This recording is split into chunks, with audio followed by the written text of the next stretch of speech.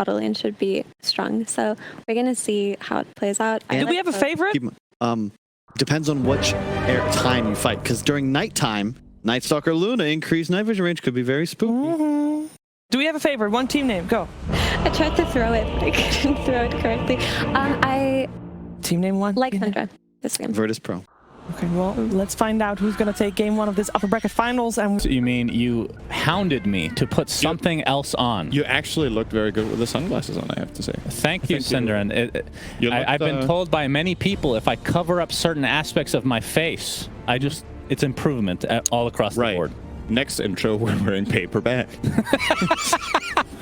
Yeah, that's not too far from the truth. So, Virtus Pro versus Tundra upper bracket finals. The winner goes to the grand finals, and the loser will face off the winner between PSG, LGD, and T1. So, with that in mind, Cinderman, I know we see a Night Stalker here. Sadly, it's not going to be a mid. It's going to be a position 5 Fata Night Stalker. I feel like that's just as interesting, though. That's true. It's such a curveball. Like, this whole Tundra lineup, you know, you have your ideas of what the Night Stalker is going to be doing in the strategy, and this was definitely not where I would have placed it. Everyone's speculating, oh, is it going to be 9? Is it going to be 33? Are they going to try to curveball it with a position 1 Night Stalker for Skitter? And nope, it's a 5. And I don't think VP saw this coming. So we'll see how it all works out when they get to go to their lanes. Night Stalker is a 5. He has decent stats, 5 armor, good damage, has opted to go for the Orb of Venom. And his health isn't too bad either. Regen is even good. So, like, a lot of the base stats are favoring him, but he still has the weakness of being melee. His slow is very bad during daytime. Boom! Illuminate, but VP does get the bounty rune. Yep. So 2 for 2. So, aside from the Night Stalker, dude, which lineup are you preferring without the team names affecting your judgment? I honestly don't have a clear favorite. I think what I was looking at the heroes and I'm like, oh, VP's lineup looks good. And then I see Caudle, and I just think Caudle in this patch is just so stupidly good that that kind of swings it back to even for me. Position 4 this time. Right. Is it really ever position 4, though? Let's be honest. No. Isn't it always just a 3 or more? But after that mid performance in the last series, I have to say, that's on another level. Right. Absolutely. Yeah, I think both lineups have different strengths. Tundra's lineup is incredibly good at fighting in the first 2 night times, with Luna Night Stalker giving vision for Batrider. And then VP's lineup, I think, gets very strong when it starts getting BKBs. I think that is going to be the downfall of Tundra's strategy here, is when heroes are in BKB, their lineup looks super weak. Like, all you have is Luna's right clicks, and they are spread damage, so she doesn't, like, single target like, say, Terrorblade or Sven would. So you have to be very careful with fight selection and with weaving in and out when you have BKBs running. Yeah, 10 sticks right now, stacks rather. It won't last. Okay. It won't last. It's about to dissipate. Yeah. Running out. Yes, we've seen a lot of standout performances from a few different teams, actually, with the Batrider mid. 9 actually being one of those from yesterday, actually. Absolutely dominating. I mean, what's changed in the patch that makes Batrider... I mean, I know he was kind of a flex before. We've seen a mid bunch in the past, but lately we have not seen a Batrider mid until this patch. I think the upgrades to Firefly level 1 really makes a huge difference. It went from 10 DPS to 20. It might not sound like a lot because you're like, oh, that's still not a big number. But when you factor in Sticky Napalm and the fact that that got buffed too, Batrider just has way more formidable laning than before. And it's also opened up for the offlane Batriders that we've been starting to see again, who, to be honest, in the last patch, I think we almost only saw it mid. Nobody really played it offlane except in very specific situations comparatively, at least toward the final, like the tail end of the patch. So if nothing else, the cool thing about this is it opens up more variety. I think it's also possible to start playing Bat 4 again, actually, with this change. It's something I think teams might start experimenting with again. He was a 4 for a while. Could see that come back. Okay. Well, we're going to see Nightfall playing the Gyrocopter this evening.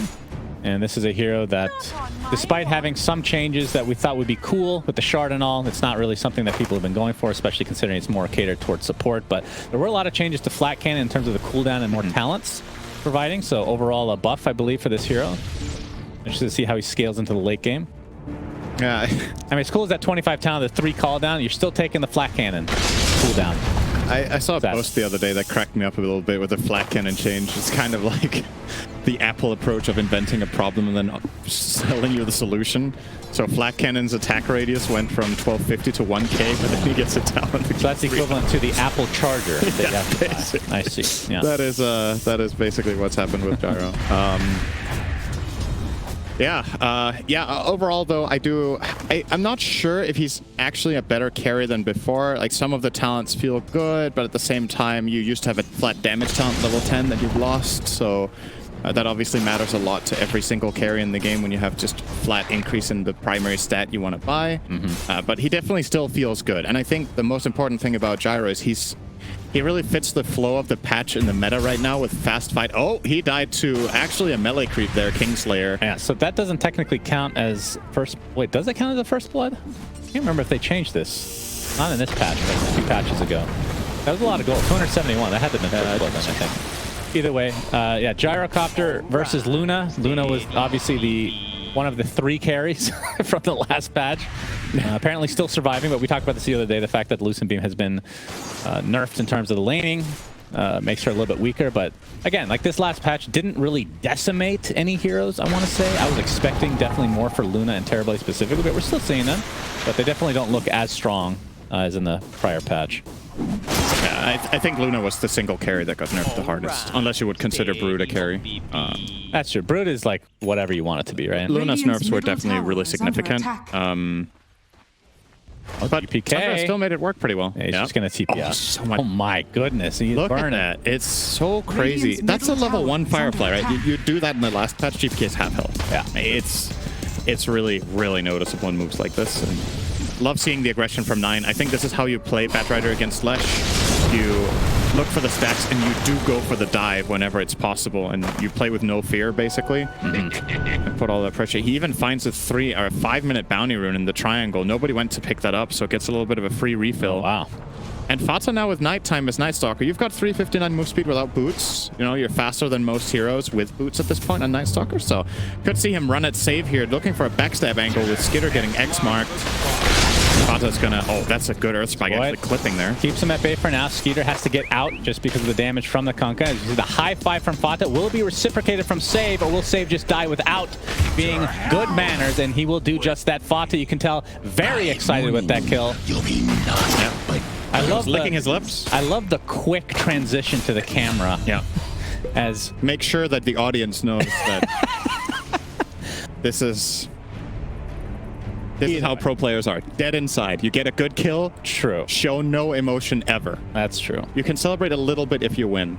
It is a support for an off lane, technically, as we see the replay of 33 so much damage. Yeah, I mean, nothing. Rocket Barrage is still one of those things that you have to fear in lane. As long as there's no creeps next by, it's, I mean, no harder. Lasso available. Yep, Lasso onto the high ground with Fata here as well. The Void.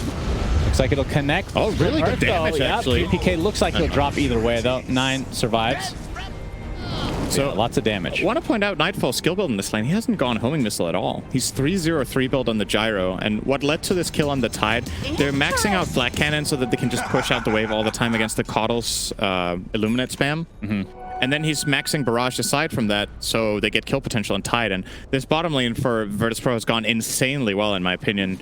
Kyle was talking about how this Tide Coddle lane is almost unbeatable, but they've managed to do it. Like, I guess overall it's pretty even if you add up the Coddle and Tide's net worth to that of the Omni and Gyro, but I think if you're VP, you're happy to see Gyro well ahead of the curve. Right? Let me ask you a question. In terms of Coddle, you're on the camp that you think he's very overpowered right now. Is that correct? He is definitely too good. That's Split Earth with the Pulse Nova from GPK. Kingslayer on the backside as well, helping out with the Heavenly Grace. But GPK is going to have to back out. There's too many members of Tundra in the vicinity. Having to reset overall DM. Looks like he'll TP out as well. So what I was getting to is, how important is it to have somebody that play... I'm not saying that Tundra can't play COD, I'm just talking about theoretically. To have a Coddle player, as opposed to somebody that just can play it technically just because it's so good. Hold on to that thought center as we have Mr. 3-3 getting Rocket Rock, but a creep is taking a decent amount of damage. It's not going to be enough. So you mean having an expert, yeah, so to speak? I don't think it's that important, because I think the key aspect of Coddle right now is very straightforward. Spamming Illuminate doesn't take a lot of practice. The finesse in Caudle historically has been using recall really well and having a very good understanding of how to use Ignis and Blinding Light, but a lot of this just, you know, now his key kit is very straightforward, right? Save. I'm going to run it by Fata here, who's going to stop the chase and try to kill a courier. Oh, no, not able to get it. And yeah, nice Stalker. Still only level 4 right now, so no ult to work with. But there's another lasso here in the mid lane. And yeah, with that Firefly, GPK goes down again. Earth Spike not going to be the first save. And Kingslayer just a little bit too late to save his comrade as 9. Yep. Looking very healthy. And he is off to an incredible start. I know they're going to steal their stack. I mean, it's a small camp stack. Let's put it in perspective, Syndrome, okay? Need to make things a bit dramatic here. Holy, what an anchor smash. Wow, can't wait for him to hit level 25 and get the talent, huh? God, I can't wait for that talent. Yeah, it's so good. I'm telling you, it's going to be a mid carry by TI. 9 okay. Has the Firefly still. No lasso available, though, this time around. Oh, if we see... You're right, 100% win rate. 11% pick rate. That's not that bad, actually. 1 out of 9. It was probably... I guess that's for pubs, not just... I think you pick that when you've won the game to boost the win rate. Yeah, and the morale of your team, because it's so awesome looking. Yes. But kind of like you with sunglasses. Thank you. As long as we cover up my paper eyes. bag. GPK getting surrounded again. Look at that sticky napalm. You can just tell how freaking slow it is to turn around. But there's the Heavenly Grace to dispel it. It's a truly awful matchup for Lesh. This hero is really dependent on movement and especially turn rate.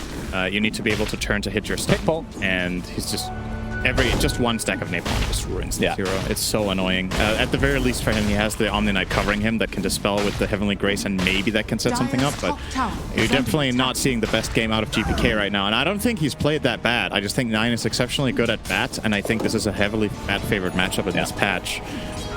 If you went back to 729, I think the gold might honestly be even at this point between them, but 9 almost pulling 1,000 ahead just off of those aggressive dive kills that he can't find in that previous version of the game. Yeah, those kills very valuable. I mean, it's like a 900, 800 net worth discrepancy right now. DM getting surrounded. Skeeter has come as well. Illuminate will not connect, but there's the flame break. Back into the high ground he goes, and DM is resigned to his own death. They're going to try to get the kill. I was going to say to Skeeter, but 9 likes his kills. He does. I mean, we saw him the other day. Went like 17-0, I believe. He's gone everything a no at this point. Okay. And Nightfall already has the Chrysalis. First item Chrysalis. Piggy. Wow. Yeah, pig pole usage. Gonna have to make sure that that is a highlight for the later ends of the game. Like when there's a big team fight, we look at that as a highlight. Oh, smoke broke there. Skeeter. Obviously saw the smoke being popped with the ward they had at the Radiant Triangle. I mean, despite this, like, Tundra has the lead right now, but Gyrocopter is out-farming everybody. Yeah. Nightfall's getting very farmed, and of course, when you go for this build, you've seen this build by a couple of pro players where they go 1-1-4 and then max stats. In this game, he has obviously opted for Rocket Barrage for winning the lane against Tide, but has the max flag cannon and the Chrysalis build, so he can farm really effectively in his triangle and try to stay ahead of the Luna. 9 will be finding an opportunity here. Oh yeah, this is good timing. The Ancients are not quite dead. There's the lasso. Homing missile connects though, snaking from the other side.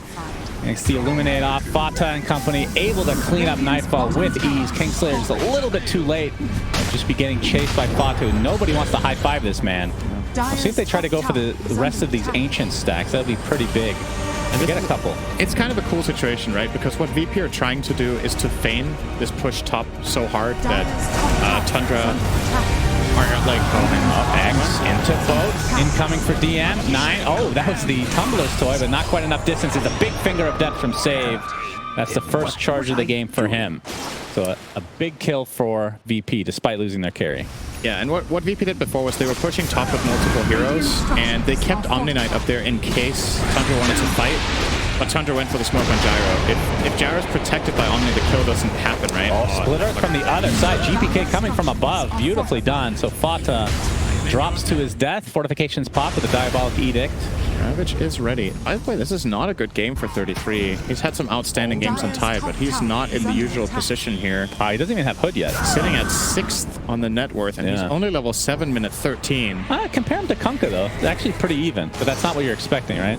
Blessings upon a loyal warrior. No, Kunkka's ahead. Okay, only by 100 gold. I guess it's marginal. He's ahead by what 2 Iron Branches. Right. Goodness. But considering the last couple of games Tundra have had tied, this is way below their average, especially laning with Caudle.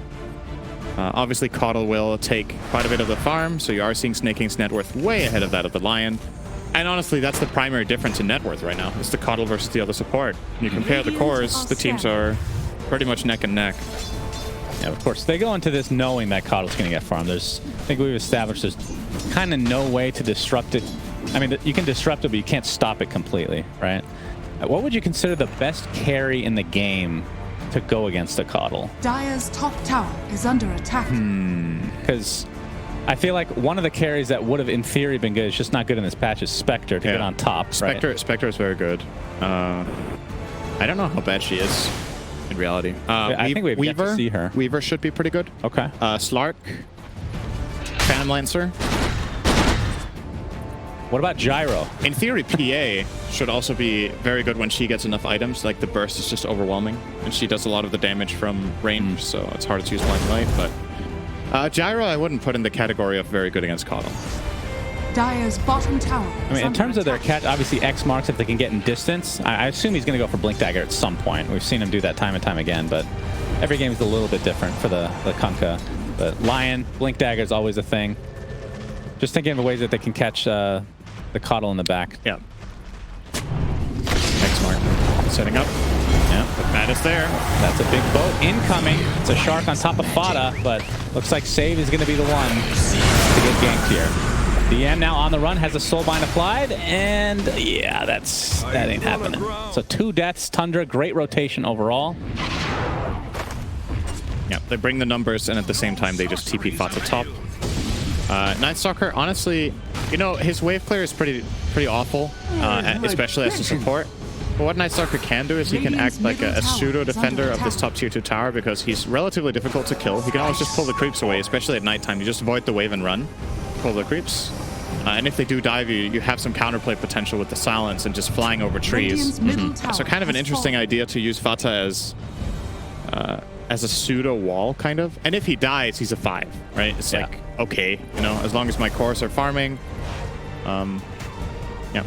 Curious to see what he goes after the Solar Crest. I think it's a very straightforward item to build and support NS, but after that, I feel like there's just so many different choices. It's very game specific, but Solar definitely the stable choice. The hero wants the mana regen, the armor feels good to have, and then obviously cast it on your Luna. Make her a lot stronger in this matchup. At 33 in the mid lane, but you can see this smoke from VP trying to traverse their way into the triangle as Skeeter is going for these stacks currently, but 33, like we talked about, is in the vicinity with the Ravage, so they're going to rethink it and back up completely. Yeah. I think they primarily smoked there to place this ward. The problem is, if you're smoking in there with just Leshrac Lion, and there's any sort of defense mounted by Tundra, you both just die. So when the smoke broke online, they just gave that up immediately and didn't pursue anything. In many ways, a pretty high-risk play. The other heroes from their lineup weren't really in connection range. I think they were showing the Kunkka bottom. So perhaps that was the idea, you know, at some point when you get to this level, you're trying to mind game your opponents, right? And you're like, okay, if we're showing here and here, maybe they don't have the defense ready and Luna could be there alone. And then your Lesh Lion suddenly can kill the Luna if she's farming Triangle on her own. That was not the case. DM X on himself, just juking Fata a little bit there. Noped out of that pretty quickly. But as the game goes on, Tundra is just expanding their lead here. Luna obviously very good at taking out Ancient. I mean, Gyro's not bad at all, but the stacks just haven't been as robust, if you will. Radiant are scanning. As now Gyro does have his Aghanim Scepter, so we'll get that side gunner. So we'll see how that... I mean, what's up with the Chrysalis, by the way? I've been seeing this a lot as first item and just casual. Something changed with Chrysalis in this last patch? No, this was also... Oh, hang on. 33. Back he comes, gets off the Ravage, doesn't really disrupt the combo. The boat does connect along with the Torn, eventually brought down, but it creates enough space for Tundra to get back into the fray. There's the lasso, it's on to save the support Lion.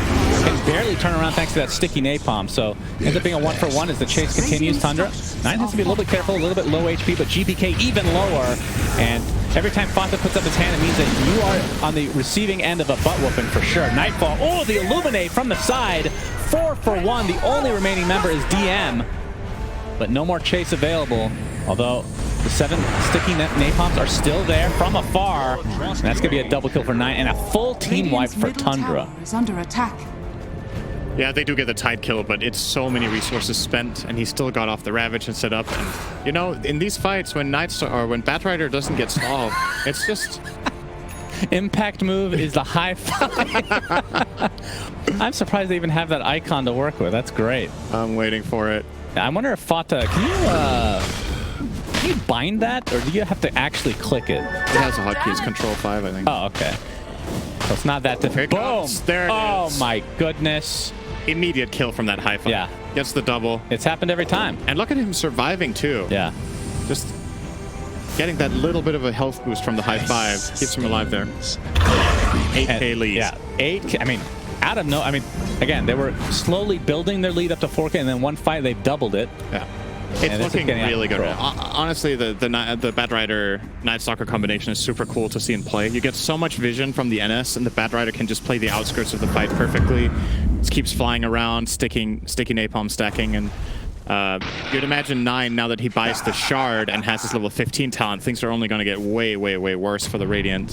Virtus Pro are going to be on the receiving end of so insanely much magic damage that honestly, I don't think the pipe cuts it anymore. You need to start getting the BKBs that we talked about earlier. Oh, 9 from the other side with that BKB, just using that Firefly to a high degree. Doesn't even have his last. It just comes off cooldown now.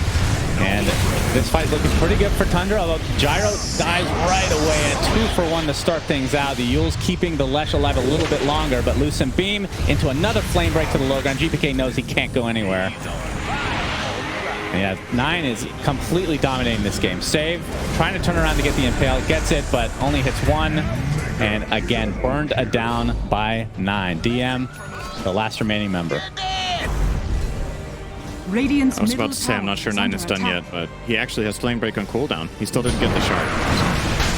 Only has that one use. Oh, he's I mean, he's thinking about it. Yeah, we've been seeing some ballsy play from every Batrider player this tournament, but 10K net worth. Again, VP has not lost a single game this tournament. So he also haven't picked Kunkka until now.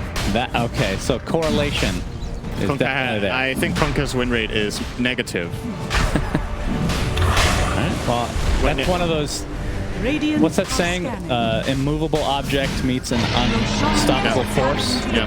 So I guess Kunkka wins. Is stronger than both. Yeah. He is the end-all, be-all. That's pretty sad. But Aegis now. Maybe he'll get 4 buffs for TI then. That's true. Okay, how would you buff him then? What's he need? I think he needs to have terrain pathing when he's walking in webs. In webs? Yes. So it's only only works with Brood.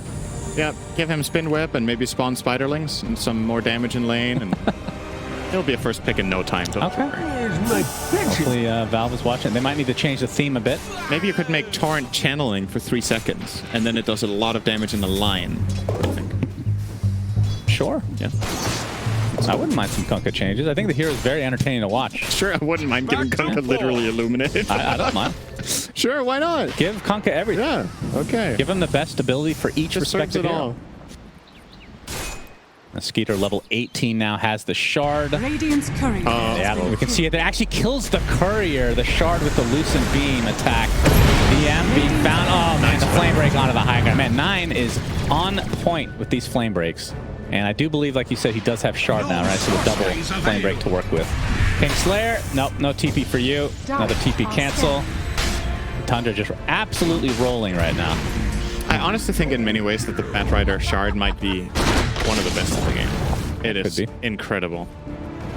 You get 2 charges on a repositioning spell with long range, and it also applies 1 sticky napalm every charge. So if you throw a flame break in the fight and you hit multiple heroes, everyone gets automatically sticky, or the ones who already are just get added +1 too, right? Yeah. It's just the damage output. It's kind of hidden in the same way. It's deceivingly good. Yeah, it's for sure. Save is Will-O-Wisp has arrived. Save is dead. Kind of like we were talking the other day. I think it was Cap and I yesterday. We're talking about what's it called? Burning Army on Clinks. 9 again. Finds DM. He has his shard. That's the tidal wave. Doesn't help him though. He's dead again. Say it again? I was just saying, the thing about Flame Break is all of this passive damage over time that's happening, and a lot of the time when you're observing, you don't necessarily notice it because there's so much going on. Yeah. But it's just this constant passive damage that builds up over time, kind of like Burning Army on Klinks or Venomancer, being in fights, just their presence and putting down their stuff, it just adds up. Batrider, unaccounted for in fights, is a monster. Yeah. Nice Flame Break there. He's going to split apart the Omni as well as the Gyro. Forces out the TP, and Kingslayer was trying to help his teammate, who then TP'd out in the face of him. So That was a good TP.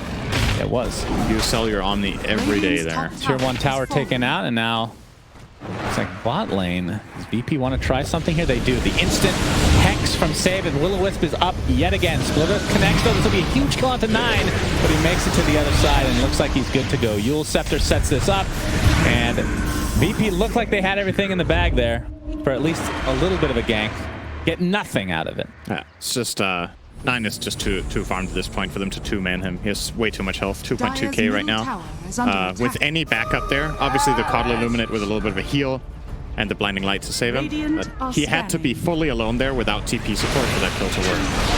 But VP are just getting desperate, right? They're trying to find whatever they can. They're just getting out-pushed and out-fought. Non-stop Ravage available here. At 33, looks like he's posturing. Okay, there, he wanted to wait for the Will-O-Wisps. Great combination, and the Illuminate deletes most of VP, and DM with the Eclipse still going on him will drop as well. Double kill for Skeeter. This is looking like a walk in the park. This was not what I was expecting. Regardless of what the lineups are, I thought VP were unstoppable in this tournament, and they are getting shellacked. Yeah. But you know what's more unstoppable than VP? Under attack. Kunkka. Kunkka. He is, well, he's more stoppable than VP is unstoppable. He is, what would the equivalent be? He's like a black hole in the literal sense. He just sucked everything in. He's just a big loser. Not that guy, Kunkka. That's a black hole right there. Oh, my. Skeeter from afar. Good to go. So back up to an 18k net worth lead. Only 30 seconds left on the Aegis, so see how disciplined Tundra are. I mean, they are playing one of the best. I would put VP as the top 3 team in the entire world, personally. I don't know how you'd rate them, but they still need to show that on land. So you would not put them top 3? Not until they've had top placement. By top placement, you mean number 1? Top 3, at least. They got second at the last ESL1. Was that a land? After they were up 2-0. That wasn't a land. No, technically not. At the major, they got 7th, 8th. There's only been 2 lands this entire year, so that's a little unfair, I think. Well, DM Xing himself back into danger. 9 and Skeeter are just waiting for him. Fata with the stutter step. Didn't go for the high five there. Yeah, maybe it was on cooldown, or he needs to like charge it up from attacking, and since he wasn't hitting anything, his hand wasn't really warmed up. That's true. That's where macros really come in, like having just a dedicated key without having to hit multiple ones. Why does Illuminate heal during nighttime? It's a fake nighttime. Yes. Is that why? Yes. Oh, all right. Instant Dispel. So no more Lasso. Will-O-Wisp was kind of wasted, and with that, I believe Tundra are trying to reset here, but they put DM back into a horrendous position. Man, he has been having a very rough game. Oh, gets off the tidal wave, though, with the Finger of Death. It's going to be enough to take out Luna. No more Aegis for you. Big kill for VP. See how much they can actually capitalize with this as Nightfall takes out Snake King, so that's a double kill for Mr. Gyro himself. Okay. Took advantage of the fact that they countered the lasso immediately with Heavenly Grace, and Ravage was on cooldown. I mean, Tundra obviously feeling themselves. They're super far ahead, but thinking twice about it, maybe you don't push that high ground for that wave. If you wait one more wave and then go, you have the Ravage, and you probably win the game there. But give it a little bit of a finger to VP here. They're not going to take the whole hand because Fata is bottom, so they can't get that yet. Okay, that did not sound right. That really didn't sound good coming out of your mouth, but we're seeing the replay here. You see here, so Lasso's already used. They don't have Ravage, and they get this good repositioning with the tidal wave. Easy grab on Skitter, and the fight's over here. You have bad without Lasso and no Ravage. You can't fight back. So I think good call from Tundra to cut their losses. All right, I have a question for you, and I don't want this to sound disrespectful for Tundra, because I actually think they're really good, and I personally think that they should be at TI. Or at least they should have a better chance to get a TI. For VP, they're picking Kunkka, which is objectively considered a bad hero right now. But DM is known for his Kunkka. Like we cast the last time, he was a god. How much is this just feeling pretty comfortable that they will win this series and they're undefeated? Maybe a little cockiness. I think they're picking the hero that they think is best. Okay. There were good cases to be made about Kunkka, and like I'm mainly just memeing, but it's not really because they picked Kunkka that they lost. They've been destroyed all across the map. I don't know what hero DM can play to solve this situation, right? They've just been rolled. It's just funny that Kunkka keeps losing every game. Stats don't lie. You know? That's all there is to it. But I don't think he's been a huge liability. Oh, Tundra. Oh, the silence immediately. Can't even get the Hex off. Poor save. Oh, that is rough stuff. The crippling fear. Very strong in situations like that. But the Scorvus does connect from GPK. Here comes the boat as well. Nine's in a bit of trouble with Fata support from the side. But there's the lasso. The tidal wave to the other side. He has to force himself to the right as 33's coming. And he does have Ravage again, waiting for that Will-O-Wisp. Will successfully get it off. Nine is actually going to survive throughout all this. DM tried to TP, but no cigar for you. And across the map, a full team wipe in favor of Tundra, who lose nobody. Yeah, Luna did literally nothing. I love that. He gets tipped by Fata, and we get to see Skinner's reaction. He's just smiling. He's like, I love Dota. I don't need to do here. damage. Well, he did contribute. He ran around meowing after the kill. That is, you know, I Real consider that booster. a morale boost for sure. Yeah. All right, well, this tier 3 tower basically dead. We'll see how much they commit to going for this Rax. Keep in mind that they obviously don't have Roshan, or don't have Aegis. Roshan should be up. Actually is up right now. Not sure if they know that. Decent hold here from VP. Frontlining the gyro with call down and keeping him heavenly graced makes it difficult for Tundra to just go in, even though they're 5-on-3. So obviously some key cooldowns, no lasso, no ravage, makes it difficult to access the barracks just that time around. But if nothing else, they could just keep farming the map. They've got insane map control. It is natural nighttime now. Never mind, it's day now. It was night. Okay. But yeah, during the nighttime, it's so easy to maintain map control with a lineup like theirs when you're ahead. Both Luna and Nightstalker with all the information.